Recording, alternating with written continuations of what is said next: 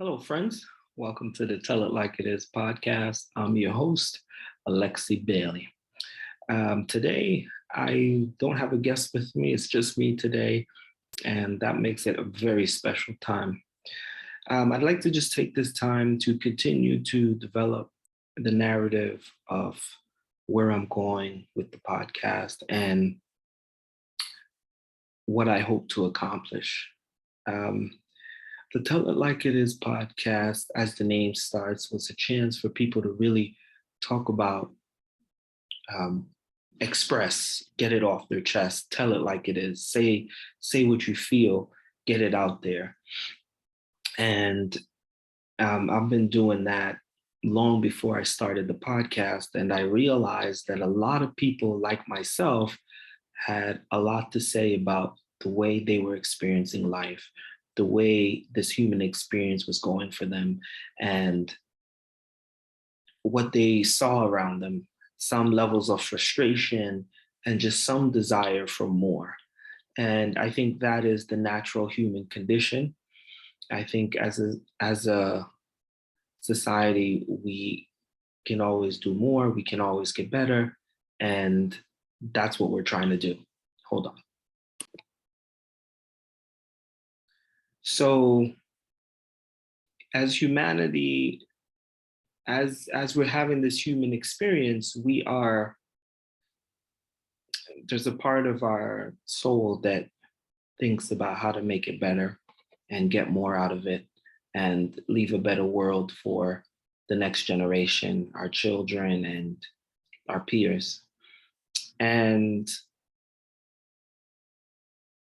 a lot of times I found that in media, the average person wasn't feeling represented, or they weren't hearing I wasn't hearing what they were expressing to me reflected back out. So I think there was a lack of consensus, a lack of agreement, a lack of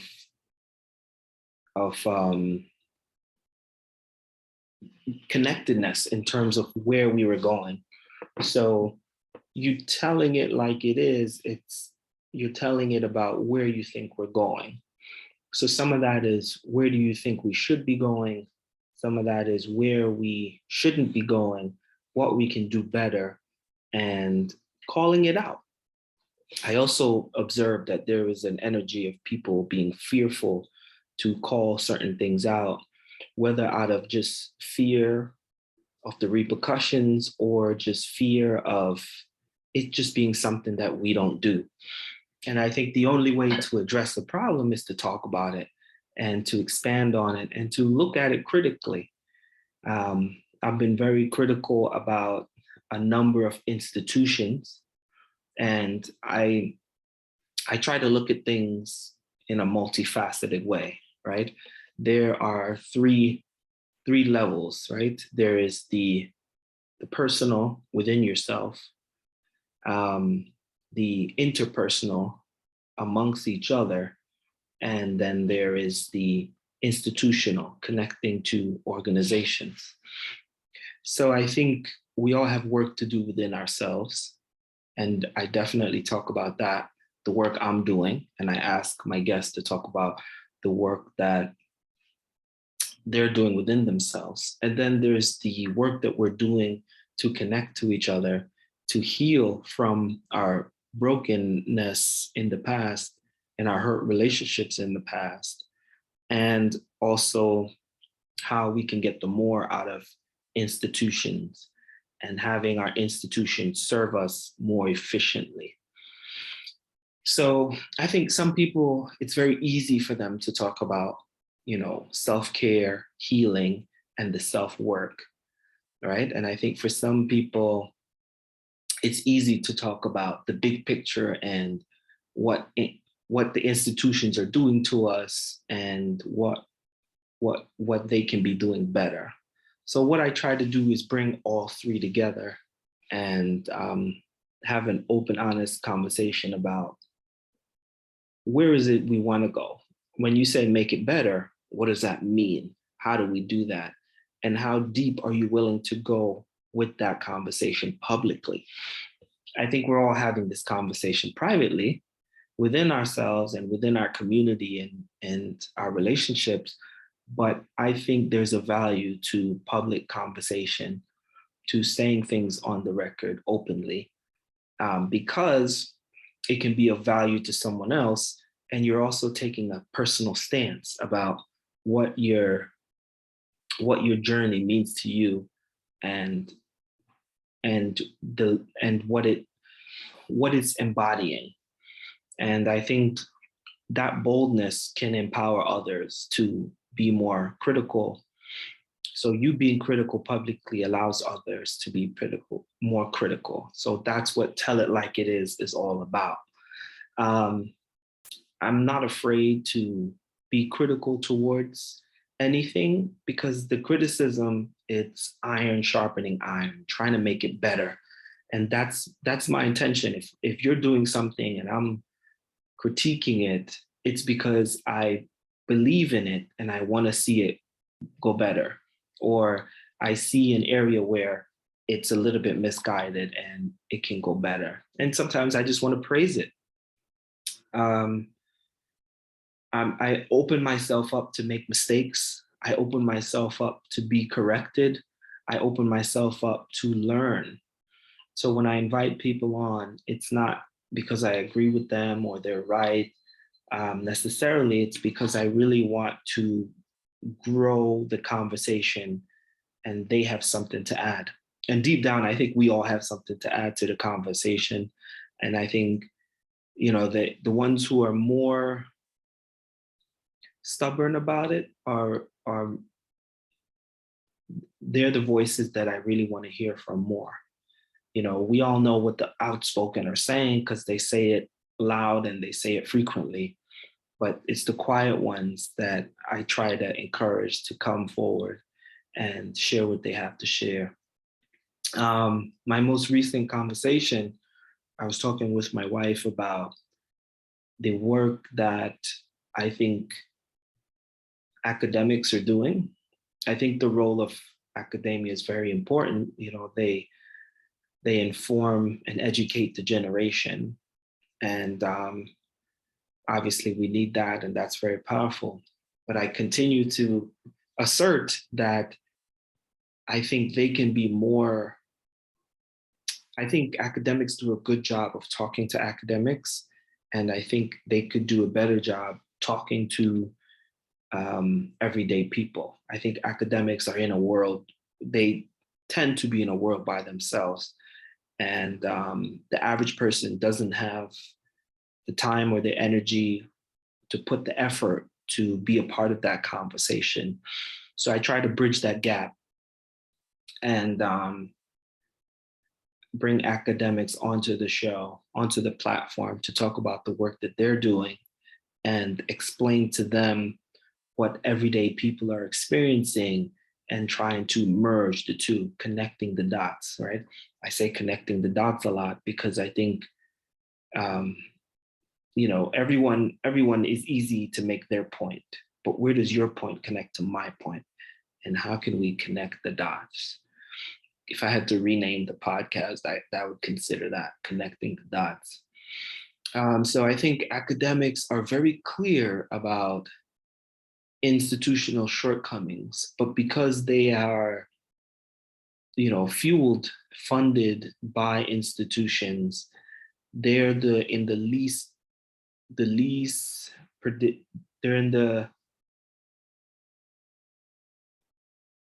I want to say they're in the predicament where it's least advantageous for them to challenge these institutions. So I think academics have a large center of knowledge that can be used to criticize institutions to make them a lot better. And obviously they are doing that, but I think they don't go full force. They're not revolutionary. They're more, well, I suggest this, or yeah, I see that, or maybe this. And then they kind of tuck it in a book, give a talk, and then put it on the shelf. And I'm overgeneralizing to make the simple point that I think they should be leading the charge, whereas when the people at the bottom are feeling the burn and they're marching in the streets, the academic, sits on TV, on CNN, and they'll give commentary, but they're not in the streets with them. They're not leading the charge. And if they were leading, I think that's the rightful place. Academics does have a responsibility to be more involved. Not just academics, but the people who are in the higher echelons of life. They're the ones who have a better viewpoint than the person at the bottom who's struggling. So when the people at the bottom are struggling, it's not something you donate money to. It's something where you need to show up. And, you know, I understand the idea that you have more to lose. I understand the idea that, um, it's going to have some inherent consequences, and it's not something that is typified, right? We typically see the people at the bottom asking for more. The people in the middle are working for the institutions, and they are getting a bit more than the people at the bottom. So they're a little bit more complacent and a little bit more comfortable. I frequently think about the Occupy Wall Street movement. And I don't know if most of you are familiar with it, or whoever's hearing this, but it's worth looking at again and watching that documentary in slow motion. The Occupy Wall Street, they were making a statement. And, it was very powerful. Hold on one second. The Occupy movement was an international populist social political movement that expressed opposition to social and economic inequality and the lack of perceived real democracy around the world. It aimed primarily to advance social and economic justice and new forms of democracy. The Occupy movement splintered after New York City Mayor Bloomberg had the police raid the encampment in Zuccotti Park, November 15, 2011. The timeline is limited to the particular protests during the time frame of September 17th to November 15th, 2011.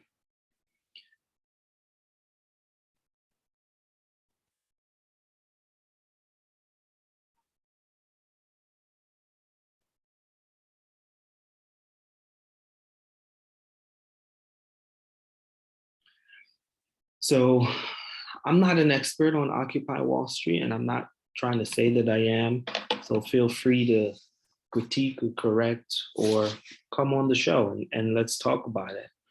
But fundamentally, the point that I'm trying to make is that when something like Occupy Wall Street happens, people, most of us go around them.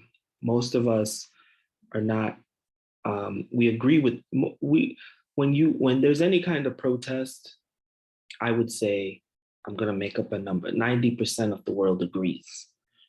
90% of the population agrees, but very few are willing to step out there and help the progress, the situation that's being addressed in the protest.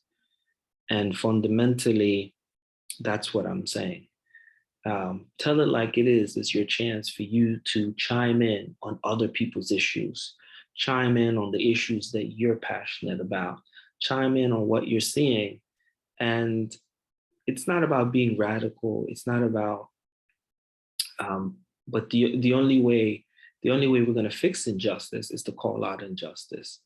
And if you're afraid to do that, or if you think something's wrong with doing that, then I really want to hear from you to understand what your thought process is. And I think that's what the human struggle is.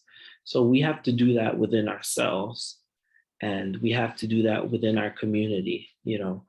White people have to try to weed out the racism that's been passed down to them through propaganda and family bias and media bias and all of these biases that's influenced us.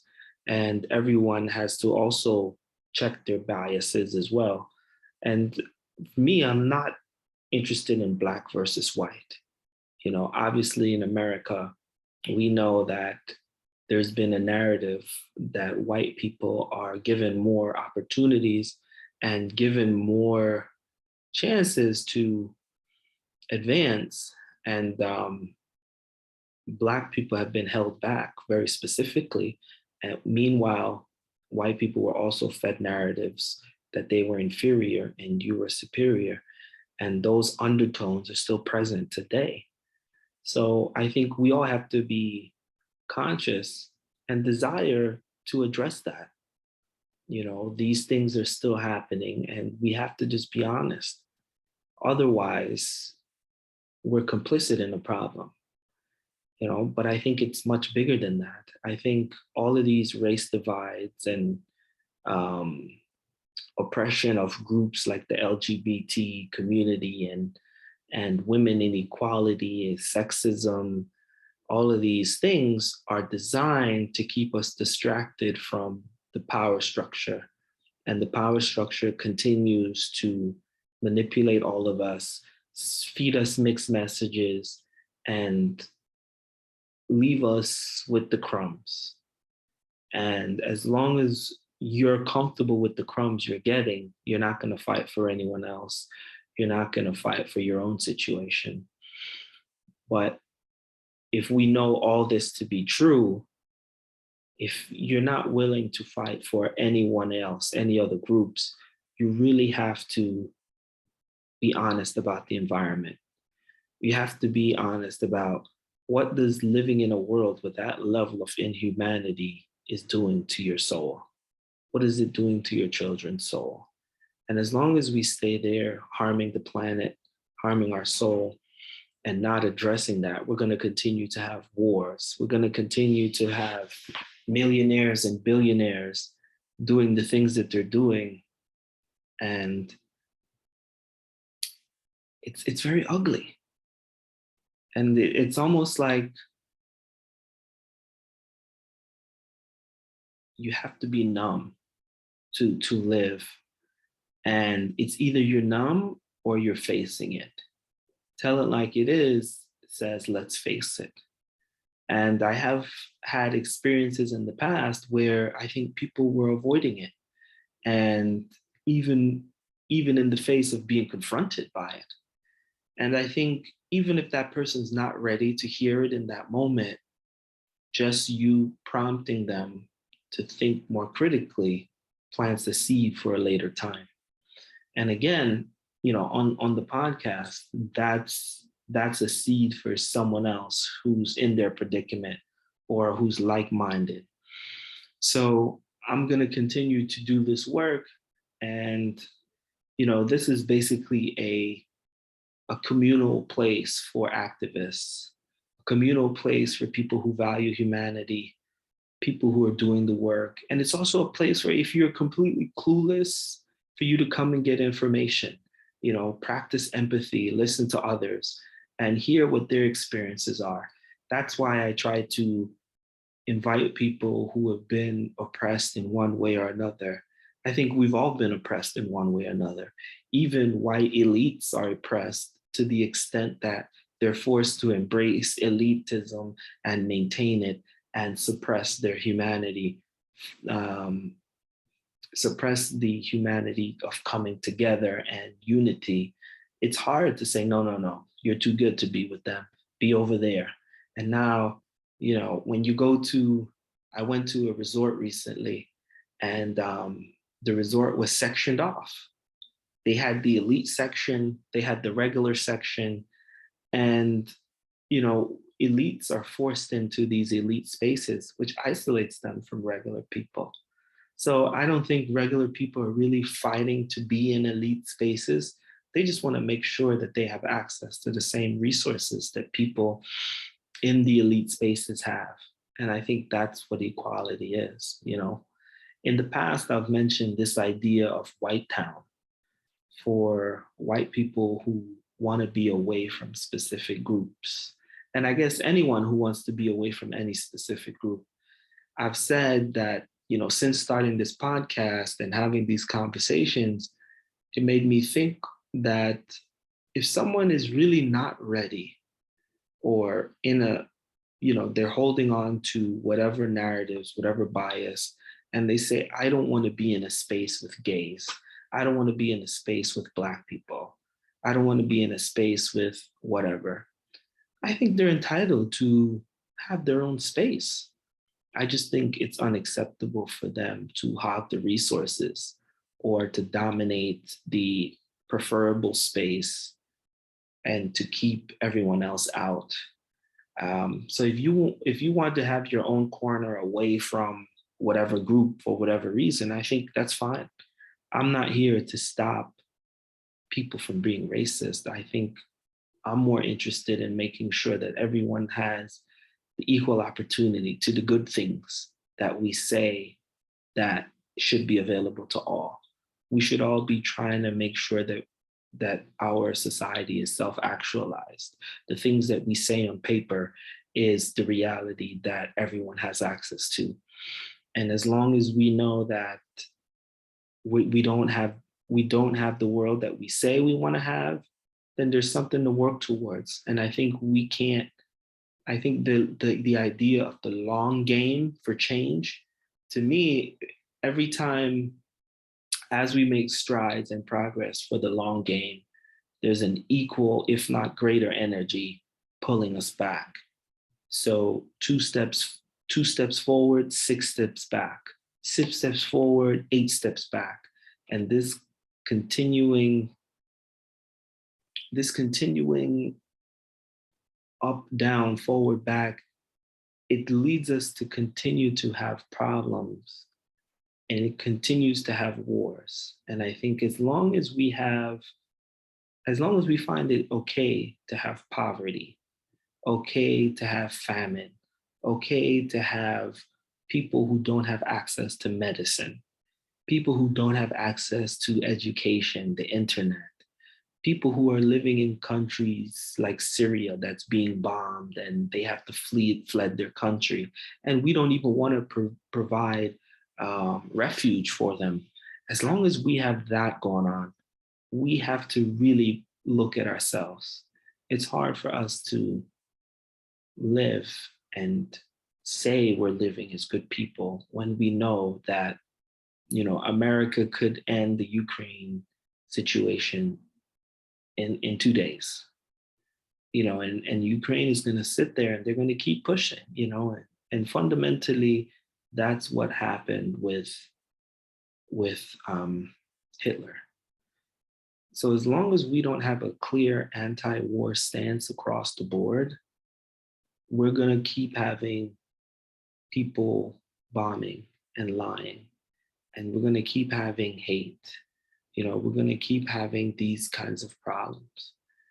I think it's only a matter of time before we say no more countries getting involved in other countries' resources. It leads to stealing. And the way that our financial system's set up, the financial gain of an outside entity owning local entities and taking the profits outside of the country, that is going to continue to be a fueling for hatred, terrorism, refugees coming to your country, immigrants, and then it continues to fuel this narrative of they're taking our resources and us hating them, and the media fueling that. And we can all see this. So I think what I'm saying is very big, right? And I think we all just agree with it, but no one knows what to do. And ultimately, you have to take a stand within your own heart and say, I'm willing to do more.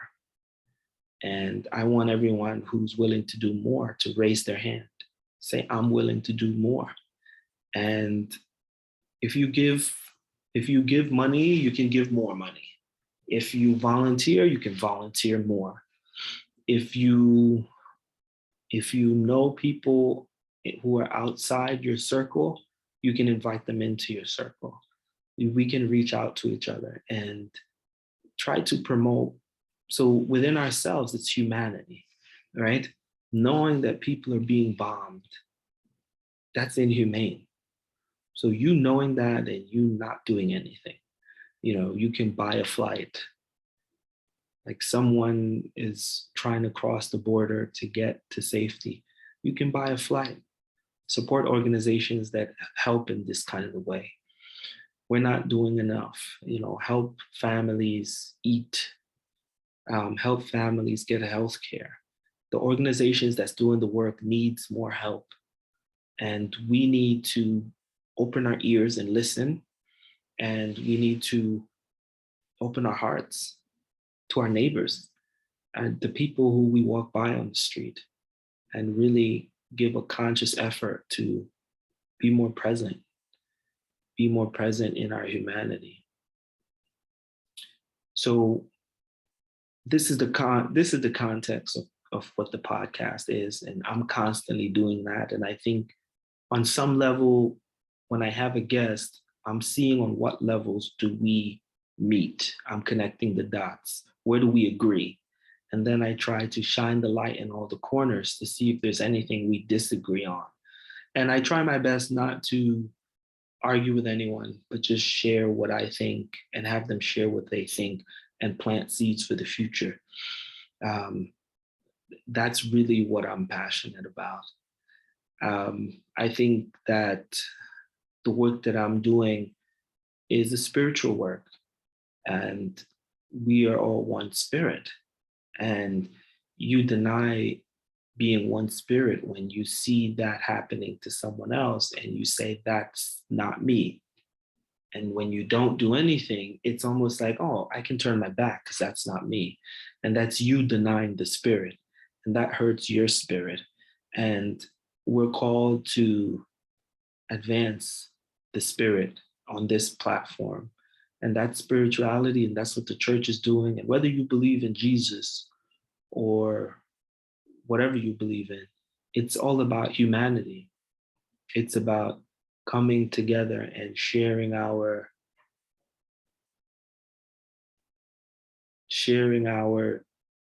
shared humanity and doing that spiritual work. It's not an easy task. This is big. This all boils down to fear and consequences for speaking out. And I think when you're younger and you're looking for a job, you have less energy, you have more to lose, so you conform more. And I think you get to a point when you're closer to retirement or already retired or have more job security, own your own business, your bank account is secure, you can now call out the injustices. So I'm looking to talk to both ends of the spectrum and just hearing where the people are. I'm lucky enough at this point that the podcast is under the radar.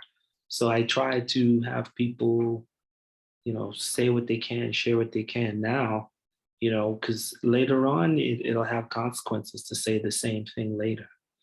So I understand people who are cautious and slow to say certain things, but I continue to do that work, and I don't think I can ever stop.